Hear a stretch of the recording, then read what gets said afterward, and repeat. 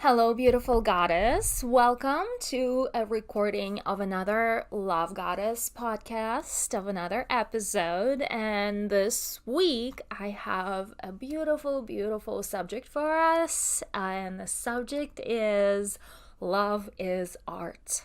Love is art.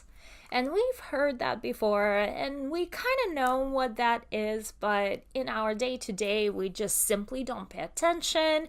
We don't indulge in the art portion of love. And so I really want to spend that time on your path towards becoming a love goddess in your life, and me, your facilitator of tapping and discovering and awakening and embracing and learning and stepping towards your inner love goddess. Today we are learning the art of love. And art of love simply means that there is a science and the art to love. And love simply means that there is another person who you are taking care of and making them feel special, and you are wrapping them into this big, fuzzy, warm cocoon of your love with your attention and your presence and your celebration of love between the two of you, and assuming the other party is doing exactly same thing and doing the same thing for you, so both of you are wrapped into this fuzzy bowl of love. While that sounds amazing, right? It sounds perfect in theory, and we all know theory is one thing and then reality is another. I love seeing those Instagram versus reality posts, right? When they show the beautiful place and gorgeous scenery, and then the camera takes back and there's the crowds and whatever else, right?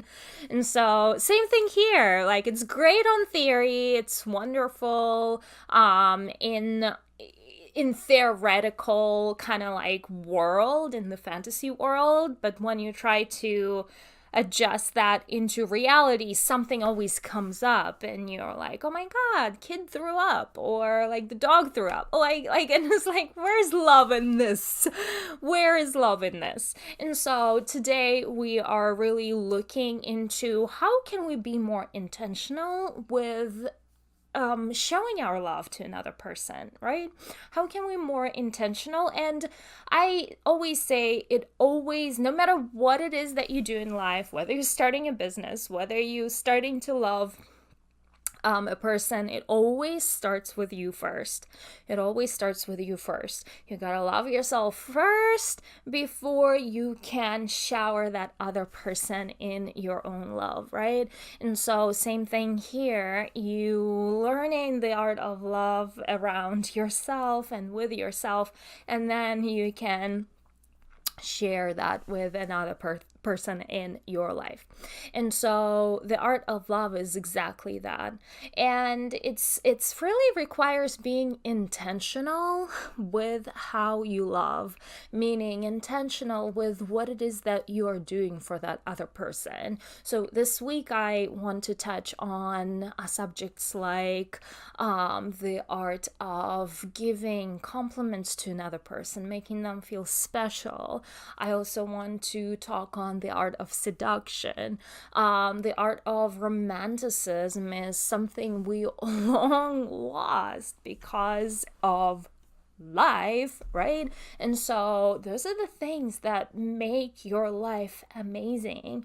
Those are the building blocks that you are creating more of. And you know, your life consists of little moments. Your life consists of little moments that you create. And when you look back onto your life, you only remember the little moments. You don't remember the whole thing. You remember little moments here and little moments here and little moments here. So your job when you are creating this irresistible life of a love goddess that I keep talking about, your only job is to create these little moments and create these little memories and be intentional about setting them up and be intentional planning for them and be intentional about living your life like a love goddess, or living life that you know you deserve, right? But you are the one creating them, the moments. So it is super, super important when we are talking about the art of love to know that the moments that you are creating are around yourself and that other person, where you get to be intimate, not only in bed but also vulnerable, and you get to open up and share and learn about a new person. Also, how a lot of women or a lot of couples go through life and it's been years since they actually had a heart-to-heart conversation. They live in this robotic mode.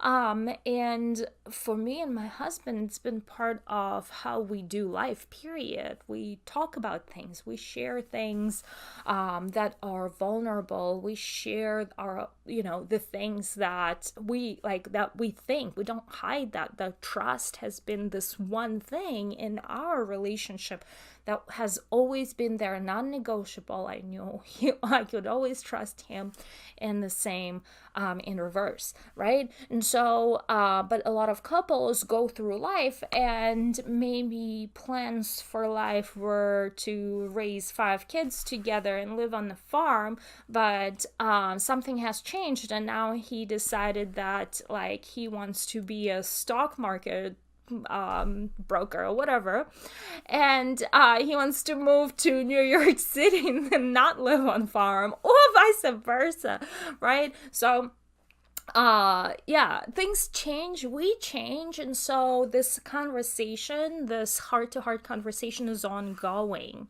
right? And a lot of couples in a long-term relationship have lost the ability to open up, and that's why I hear stories and I hear women telling me like, oh, we are just roommates, he just lives in my house, right? Like, what kind, like, why would you even want a man in your house if he just lives there? Like, no, and a no, and a no, right? You want a lover. That's exactly what we are creating here. You want a lover, you want an admirer, you want a cheerleader, you want someone who's so damn obsessed with you. You want someone who is supporting you every step of the way, who's vulnerable with you, who is sharing his heart out, who is ready to serve and give and admire and love, and he wants that back in response, right? That is who you want. That is the person that is the right person for you, right? Not the person who is secretive and you're always second guessing whether you did something right, and someone who's abusive mentally, verbally, emotionally, physically, God forbid. Not someone who is kind of like a gaslighter, right? Someone who is telling you that in all ways possible that you are not good enough, or you not this and you not this and you are too fat. Like, no. Abso-fucking-lutely no, right? Like, that is the person I'll pack up and leave the next day. Like, I would not even like get that person even close around me. Not even like, and you calling this person your husband or your lover? No, absolutely not. And that's non-negotiable, right? And that's why I'm here. I'm opening your eyes. If that's the person you are with, maybe it is not a right person. And like, I just caught myself saying maybe, fuck yeah, it's not the right person. Leave now, right? So what is it? what is it that we're talking about? The art of love, right? So the art of love can only happen with the person who is ready to share, or who is ready to embrace you, who is ready to support you, who's ready to pour his love into you, right? Like that is the person that you are practicing the art of love, because you're gonna create this circle of love, circle of energy that's just gonna grow, and you're gonna create more of love energy in the universe itself. And that's an amazing big thing that you would be doing and sharing simply by you being happy together as a couple, as a family unit, right? So the art of love consists of many little skills and little aspects, but it comes down to being attentive to another person, right? That is something we may have forgotten through our lives together with our partners, right? And so I'm shaking you up here on the path of becoming a love goddess. I'm shaking you up and I'm saying, wake up, my love, because you want to be a love goddess. You don't want a partner, you want a lover. You want a passionate lover, right? Nothing less. You want someone who is fully absorbed in you, fully supportive, fully ready to help you, to cheer you on, and like really like lay the red carpet in front of you, right? That is the kind of man that is out there available to you. If you haven't found him yet, that simply means that your time has not yet come. And I'm promising you and I'm guaranteeing you the lover is available to you and he's waiting. But you know what's stopping you from finding the lover? You are not ready. You are not ready to love yourself yet. And when you are embracing who you are, when you're stepping into your own place of self-love, and you support yourself, you cheer yourself on, you pat yourself on the back saying, oh my God, Katya, you are absolutely fucking amazing. You are the leader. You are the hero. You are badass. Whatever other awesome words that instead of self-judgment and self-criticism of how you're not good enough, big enough, skinny enough, whatnot, right? And when you get to that place when you loving yourself so much that you don't even allow anyone else treat you any less than that, that is when the other person comes in, right? That is when you energetically attract that other person into your life, if you not yet having that person in your life yet. So when the person comes in, this is when we can use the the art of love to get the person into our world and shower that person with our attention, love, presence. But sadly, the art of love very soon dissipates and goes away, and we forget about it, and things become mundane, and days turn into routine, and that's where it's just like, oh, we had love, and where did it go? So I am here to tell you that it is on you and your job to keep the fire of love going by maintaining and creating that love feeling relation. And love is like, yes, we think that love is a feeling, but love is as much as a feeling as it is science, right? Like it's effort in a good way, right? Like you have to be present for that person. You have to be intentional. You have to plan things out. When you start dating a person, you open up your calendar and you say, I'm available on this day and on this day and on this day, right?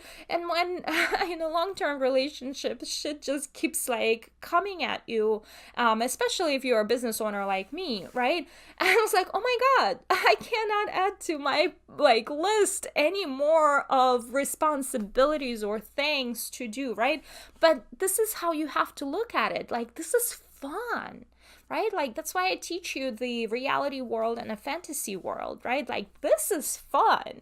This is fun. The art of love is fun. Like, this is something you recharge yourself with. This is something you tap into to get yourself going, because you cannot live in the masculine all the time. You will burn out. You will be very tired. You will be lacking energy. And how you recharge? You tap into play. And art